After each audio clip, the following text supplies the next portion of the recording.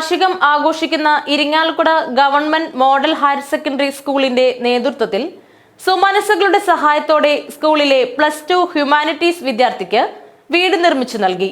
പൂമംഗലം ഗ്രാമപഞ്ചായത്തിലെ എടക്കുളം ഇളയടത്ത് ഷീജയുടെ മകൻ വൈഷ്ണവിന് സ്കൂളിന്റെ നേതൃത്വത്തിൽ നിർമ്മിച്ചു നൽകിയ വീടിന്റെ താക്കോൽദാനം ഉന്നത വിദ്യാഭ്യാസ സാമൂഹ്യനീതി വകുപ്പ് മന്ത്രി ഡോക്ടർ ആർ ബിന്ദു നിർവഹിച്ചു.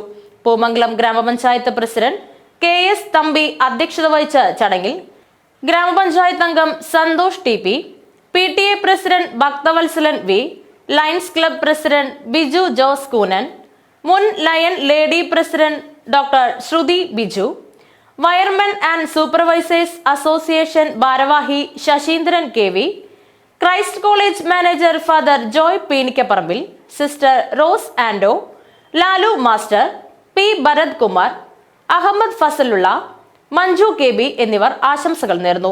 സ്കൂൾ പ്രിൻസിപ്പൽ MK മുരളി സ്വാഗതവും സ്റ്റാഫ് സെക്രട്ടറി ഷാജി CP നന്ദിയും പറഞ്ഞു. ജീവകാരുണ്യപരവും മനുഷ്യസ്നേഹപ്രേരിതവുമായ ഒരു ദൗത്യമാണ് നമ്മുടെ മോഡൽ ബോയ്സ് ഹയർ സെക്കൻഡറി സ്കൂളിലെ വിദ്യാലയ സമൂഹം ഏറ്റെടുത്തത്.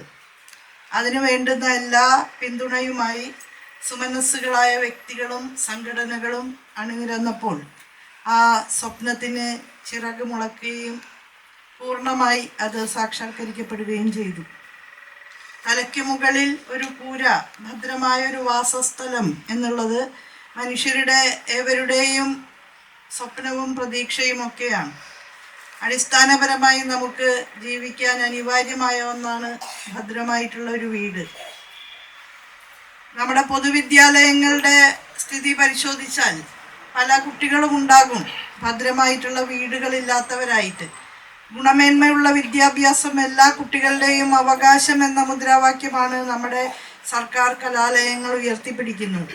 പൊതുവിദ്യാഭ്യാസ സംരക്ഷണ യജ്ഞം സംഘടിപ്പിച്ചത് നമ്മുടെ എല്ലാ കുട്ടികൾക്കും, സാധാരണ കുടുംബങ്ങളിൽ നിന്നുള്ള കുട്ടികൾക്ക് ഏറ്റവും മികവാർന്ന പഠന സാഹചര്യങ്ങൾ ഉറപ്പാക്കാൻ വേണ്ടിയാണ്.